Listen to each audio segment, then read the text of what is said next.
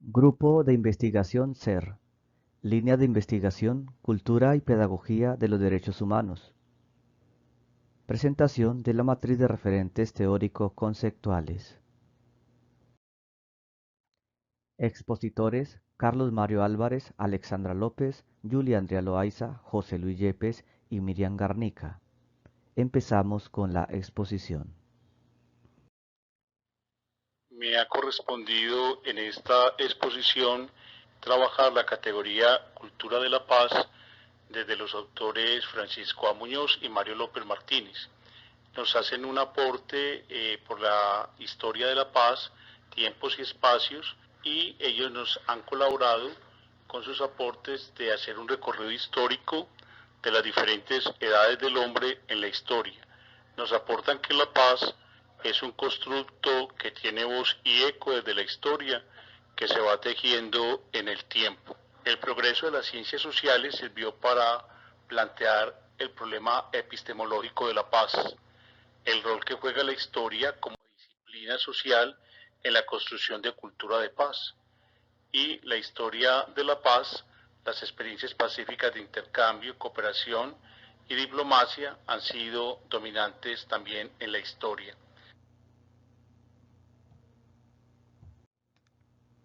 Encontramos que cultura de la paz la definimos entonces también primeramente como cultura. Esta categoría emerge dentro del contexto de las interacciones sociales que se tejen dentro del contexto histórico, y vamos a encontrar la paz silenciosa y la paz imperfecta. Este autor se encuentra con Antonio Trujillo y Serra en la necesidad de mantener la paz por vía diplomática, y los dos valoran los procesos históricos de los pueblos en construcción de cultura de paz, es decir, que ésta no se impone por un edicto o cese al fuego, por capricho, sino por voluntad de los pueblos y de las personas.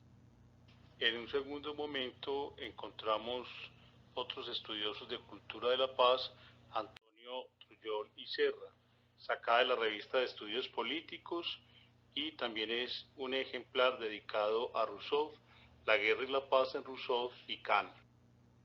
Según Antonio Trujillo y Serra, retomando a Rousseau y a Kant, trabajan la polis como estado-ciudad en Aristóteles, el idealismo de San Agustín en la ciudad de Dios, y Kant va a tomar de Rousseau en su obra El contrato social, el no estado de guerra, sino el hombre pacífico por naturaleza.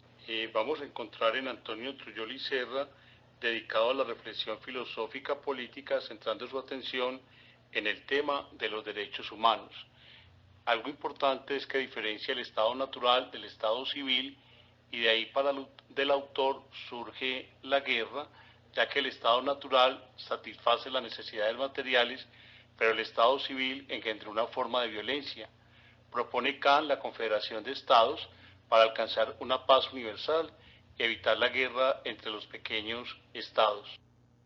Para nuestra investigación, otro de los aportes consiste en darnos cuenta, a la luz de estos conceptos emitidos por este autor, la influencia de los países que tienen poder, que forman otra confederación diferente a la confederación de los países subordinados, donde se genera entre ellos así una gran brecha.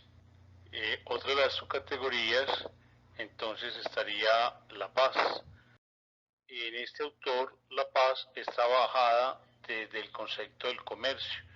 Ya el comercio traería la paz, toda vez que un bien común supone interdependencia, ya que permite el intercambio. Esto lo define Trujillo. Viene luego definición de guerra, que es una forma cualificada de violencia, también según Trujillo. Y la diplomacia, como las relaciones internacionales no carecen de normas jurídicas, puesto que se ha venido desarrollando una rama del derecho que tiene precisamente por objeto de regulación y se refiere al derecho de las gentes. Seguidamente retomamos a la UNESCO como la organización que después de la Guerra Fría se ha preocupado por contribuir a la construcción de la paz del mundo, y actualmente sus esfuerzos se centran en construir una cultura de paz. En la actualidad la UNESCO plantea una crisis de los valores, por lo tanto su mirada está enfocada en rescatar los jóvenes del camino de la guerra, en países especialmente con procesos como el nuestro.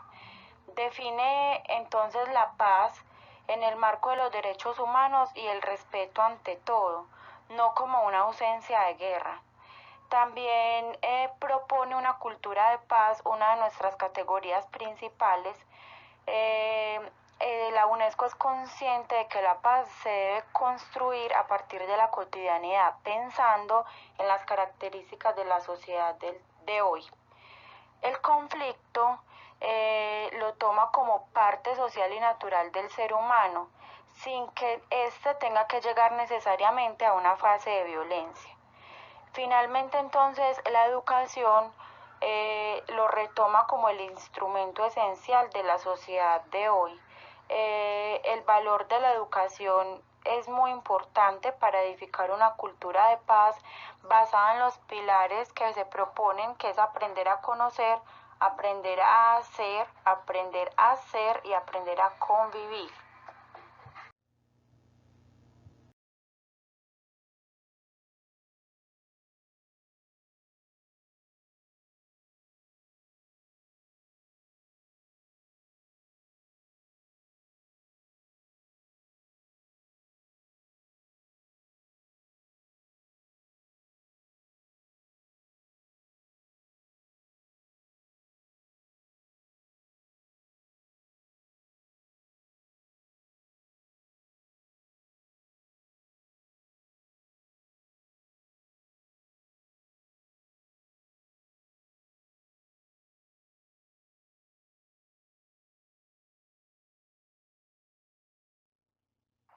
Los autores Joan Galtung y Vicent Fisas fortalecen teóricamente las concepciones también de la UNESCO y por ende las de nuestro proyecto. De Joan Galtung retomamos entonces los tipos de violencias centrados en la cultural como aquellos aspectos culturales, por decirlo así, valga la redundancia, de ámbito simbólico que validan entonces también esas violencias directas y estructurales.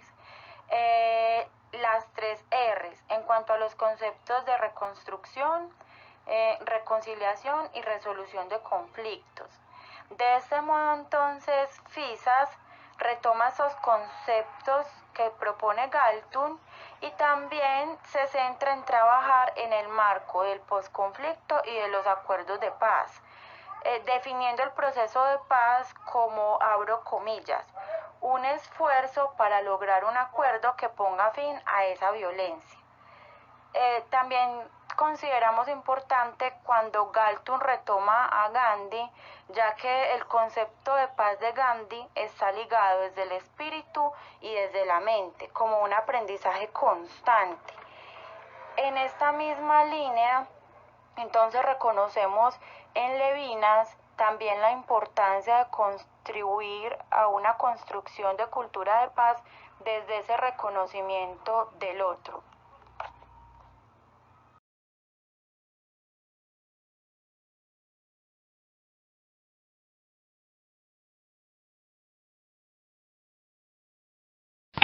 Dando continuidad a lo que venía hablando mi compañera Alessandra de Fisas, también retomamos conceptos como de cultura, conceptos como la cultura, la paz, educar, cultura de violencia y cultura de paz y educar para la paz.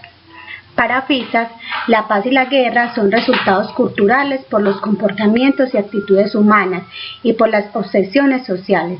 La base de la práctica de la paz está en nuestro entorno y en nuestra vida cotidiana, la cual implica que las personas y las comunidades transformen los conflictos de forma creativa y positiva y no violenta, donde se evidencie la tolerancia y la comprensión por el otro. La cultura de paz ha de ser un medio para llamar a las personas para su propia transformación y la de su territorio. El reto de la educación para la paz y la cultura de paz es el de responsabilizar a las personas para que sean intérpretes de su propia historia, dar herramientas para la transformación sin afectar, destruir y excluir al otro. La educación para la paz ha de ser una educación sobre los conflictos. Para nuestro proyecto es importante porque fundamenta la paz desde la perspectiva positiva, la libertad, la justicia y la armonía, y como una transformación creativa de los conflictos, lo cual es fundamental para construir una cultura de paz. Esta se aprende en las prácticas cotidianas de las personas y de las comunidades y se transmite de generación en generación. Además, nos da una reflexión de la construcción de una cultura de paz desde la resolución de los conflictos con el diálogo, buscando formas creativas y positivas de salir de él, lo cual nos permite analizar cómo las personas del oriente antioqueño han afrontado los conflictos que trajo consigo la violencia, cómo han transformado sus territorios, cómo se han hecho responsables de generar esperanza, confianza y seguridad a las personas, y además, desde esa perspectiva de cultura de paz, se puede analizar cuáles han sido los alcances y limitaciones en el ámbito político educativo. También nos permite analizar y reflexionar acerca de los retos y responsabilidades que se desprenden desde la educación para la paz y los derechos humanos para la construcción de una cultura de paz en clave territorial. De Jefferson Jaramillo retomamos el concepto de construcción de paz, memorias. Él habla de memorias de violencia, memorias de la víctima y memorias transformadoras. Además, el concepto de institucionalidad comunitaria para la paz.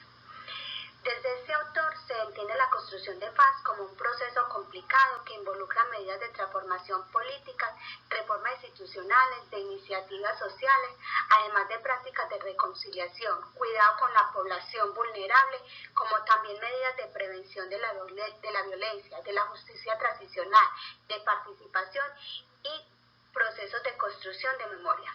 Para Jaramillo, él defiende la necesidad de transitar a unas memorias transformadoras, es decir, pasar de las recopilaciones de memorias de la violencia centradas en hechos, daños de las víctimas y de los contextos a unas memorias conscientes de las recopilaciones de la resistencia y las luchas de las instituciones comunitarias, de las personas y de la sociedad. Además, el autor propone comprender e intervenir en la construcción de paz desde la institucionalidad comunitaria, pensar en la clase de sociedad civil que se quiere, preocuparse en el rol transformador de la sociedad civil, en sus prácticas, iniciativas y colectivos, para hacer rostro a la guerra, para resistir a la violencia. En las experiencias institucionales comunitarias, además de pensar en una economía de la paz. Hablar de institucionalidad comunitaria desde nuestro proyecto nos posibilitará examinar el proceso de configuración que han vivido algunas experiencias significativas en construcción de paz en clave territorial en el oriente antioqueño, comprendiendo sus formas, imaginarios, rutinas que le han ayudado a resistir la violencia que se vivió y cómo esas prácticas han transformado sus vidas y su territorio. Veamos ahora la segunda categoría de esta propuesta significativa en la construcción de cultura de paz, llamada territorio. Tenemos a Milton Santos y de él retomamos el concepto de territorialidad, que es vista como esa pertenencia por el territorio, lo que se da en relación sociedad y sociedad en cuanto territorio y sociedad en cuanto espacio. Toma un concepto muy importante y es el hablar del territorio como espacios contiguos y también por lugares en red.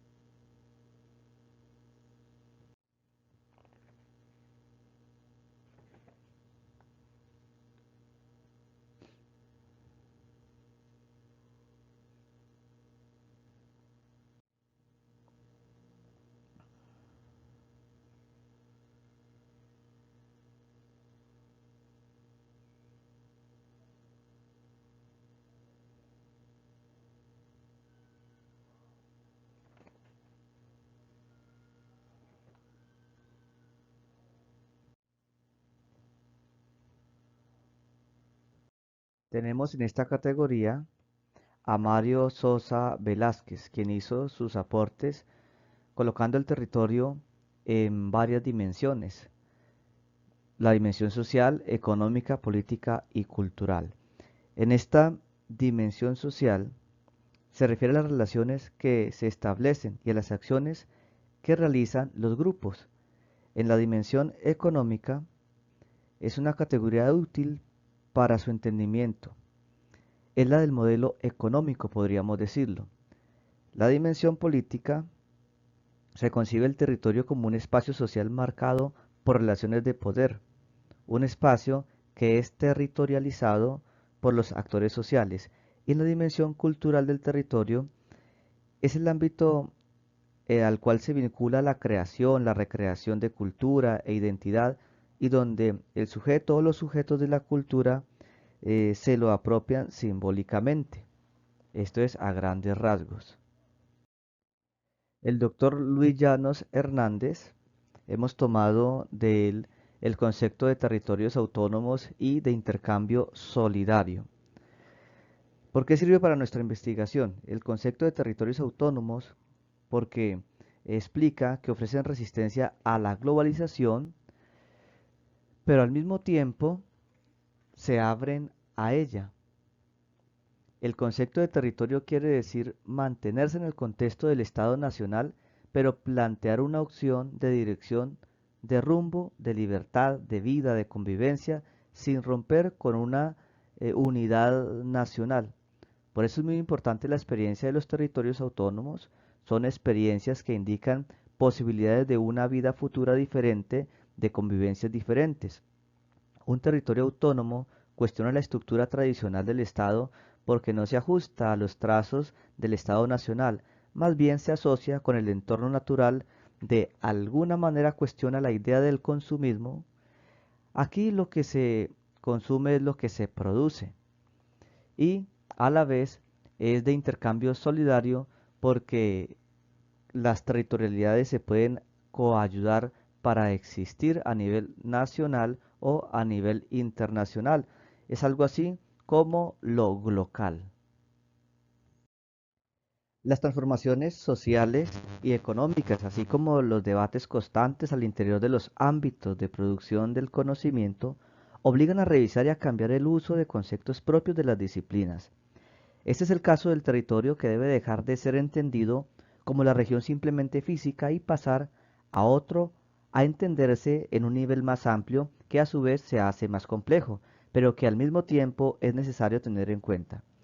La geografía ha adquirido en Iberoamérica en los últimos 50 años, a partir del final de la Segunda Guerra Mundial, una singular importancia y un peculiar desarrollo, para pasar a analizarse desde la geografía humana y los procesos de construcción de identidades en las que las sociedades piensan y modifican el espacio en el que viven. Los geógrafos, junto con otros científicos sociales, deben preparar para sentar las bases de un espacio verdaderamente humano, un espacio que una a los hombres por y para su trabajo, un espacio civilista. Lo que da sentido al territorio son las relaciones humanas, lo retomamos de Santos, pues desde estas surgen las delimitaciones del territorio que, si bien es cierto, se pueden entender desde lo local, como lo diría Sosa, trascienden desde la simple locación. Por otro lado, hay que anotar que los territorios delimitados se convierten en territorios autónomos, como lo apunta Hernández, que a su vez ofrecen una globalización distinta, una globalización más humana, fuera de la lógica del mercado, y se pueden porque mantienen la relación local, como lo dice Llanos. Algo muy importante tener en cuenta es la resistencia que puede percibirse a la globalización consumista que presenta el mundo de hoy, en tanto que ésta pretende imponer la necesidad del consumo de manera excesiva, haciendo que los territorios se identifiquen con dicha política globalizante, perdiendo autonomía. Sin embargo, el sentido de autonomía de estos territorios no son absolutos, según Llanos, pues el mismo territorio se abre a una relación transnacional, como lo diría Santos. Aquí el punto de consonancia de estos autores se hace en la medida en que cada uno tiene en cuenta una singular analogía entre lo que es el territorio entendido en la complejidad de todos sus hilos, quienes tejen un territorio el cual se hace en la historia y se mantiene de acuerdo a sus potencialidades colectivas y sus necesidades. Iberoamericanos, cada uno de estos de acuerdo a sus experiencias en Brasil, Guatemala y México, respectivamente, nos dan una mirada holística de lo que significa el territorio en la cultura americana y la visión que se tiene del mismo en cuanto a las posibilidades amplias y oportunidades para construir territorios autónomos abiertos a la globalización y con posibilidad de aprovechamiento de los recursos humanos y de la materia prima. Tendremos ahora la exposición a continuación de otros autores y por último la conclusión de estas categorías de cultura de paz y territorio en este diálogo continuo de los estudiosos sociales. El siguiente texto nos habla sobre la construcción de paz de los territorios del presente programa. En él se evidencian dos formas de entender el territorio que determinan la naturaleza del conflicto. Por una parte, se entiende el territorio como un espacio donde se da actividad humana y donde las riquezas son fuentes de progreso y bienestar para toda la población. Pero, por otro lado, se entiende el territorio como un sistema de interacciones humanas que abarca la vida social, política, la identidad y la cultura de quienes lo habitan y su visión de sostenibilidad. En segundo lugar, nos habla de la guerra y las violencias que han afectado la identidad y han configurado formas particulares de territorialidad. Uno de los efectos más notables sobre la cultura es que se han trastocado formas de vida ancestrales y tradicionales de quienes han habitado el territorio a favor de lógicas de apropiación, explotación y supuesto bienestar que, bajo el pretexto del desarrollo como progreso, pasan por encima de proyectos de vida de las comunidades y los pueblos, generando impactos irreversibles.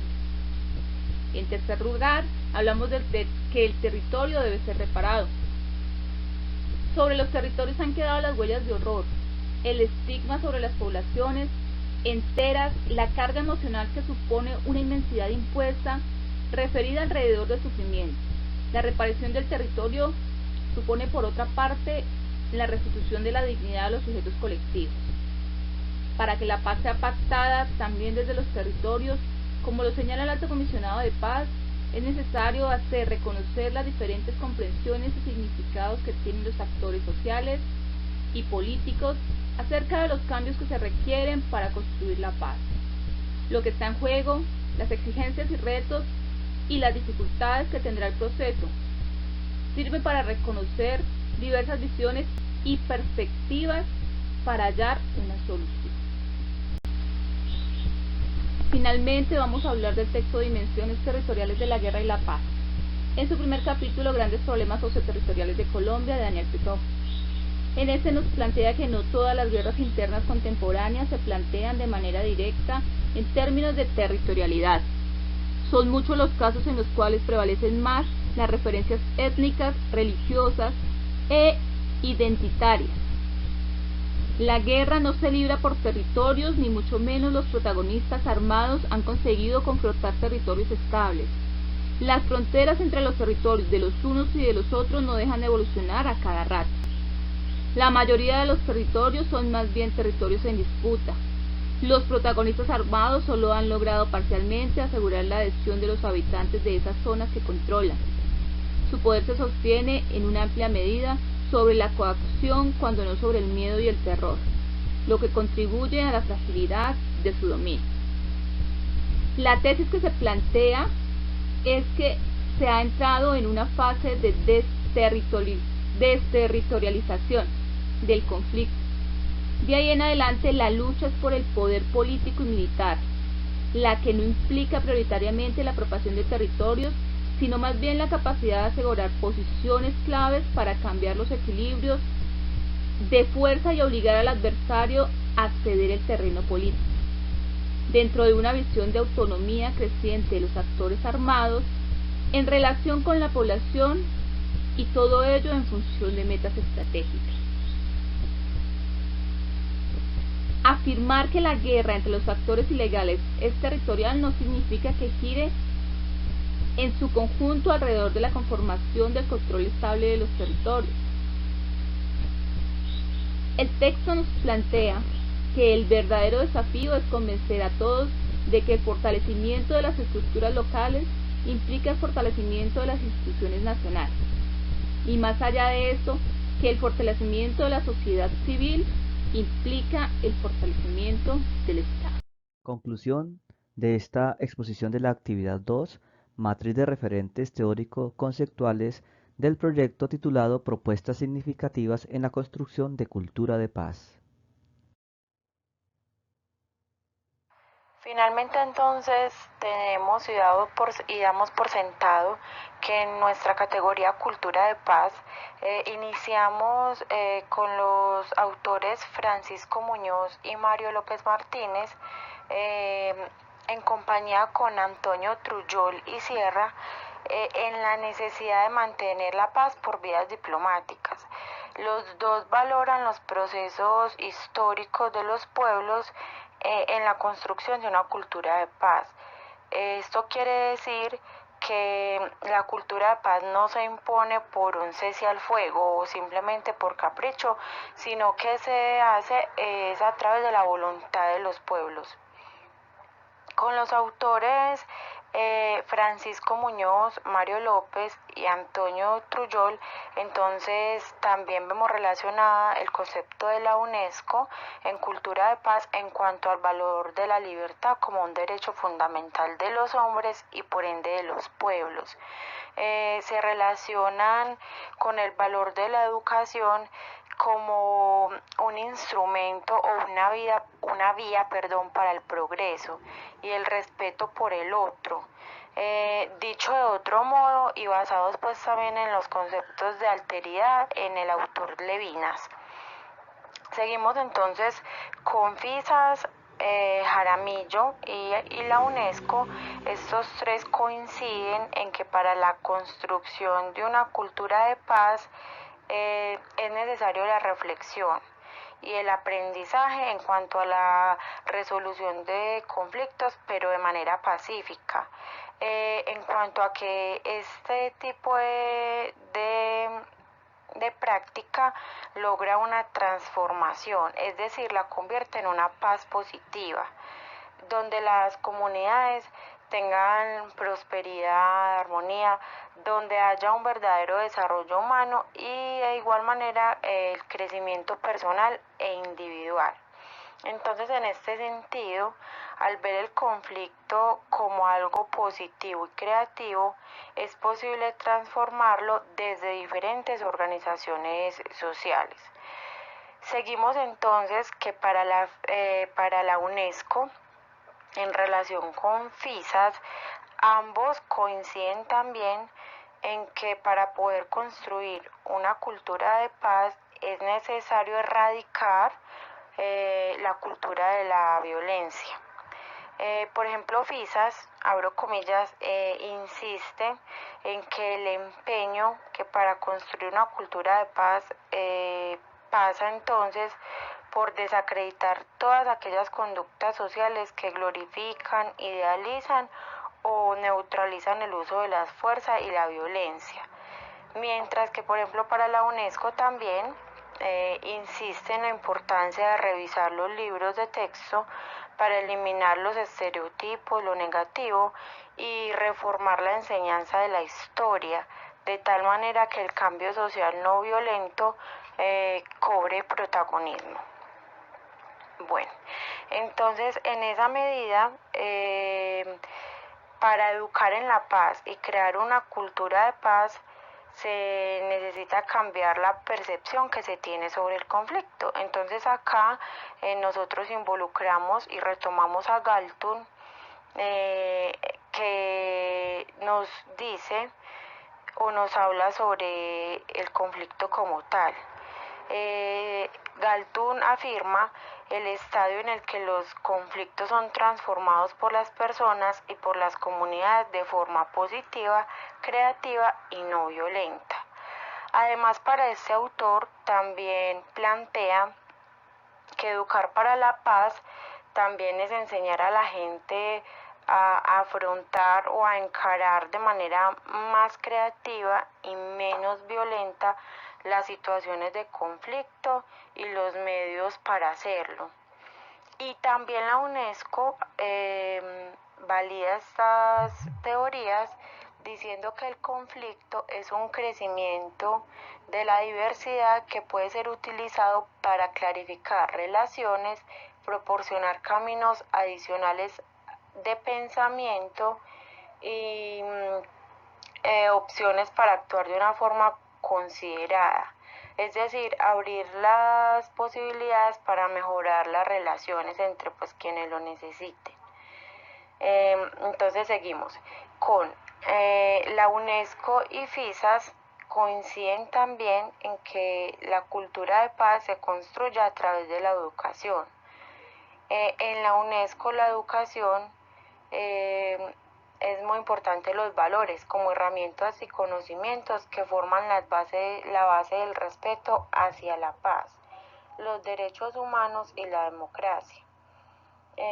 Porque la educación se convierte entonces en un medio para eliminar la ignorancia, los estereotipos y promover los ideales de paz y la no violencia, ¿sí?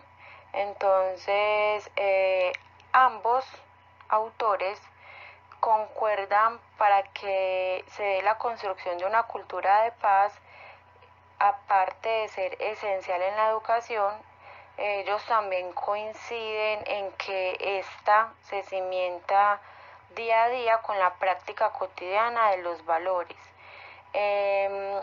con una capacidad innovadora y transformadora para encontrar los medios políticos en el marco de la construcción para la paz. En esa medida, Jefferson Jaramillo nos aporta a la construcción de la paz en la medida que es mejor percibirla e intervenirla desde la institucionalidad. La entiende también como un enorme tejido capital, social, comunitario, que construye y promueve la paz desde el territorio. Entonces ahí vemos que ese tejido lo comprende la apropiación, las prácticas, los espacios, las decisiones, las organizaciones que hacen parte de estos grupos y las diferentes comunidades sociales para oponer resistencia a la guerra, transformando así el territorio.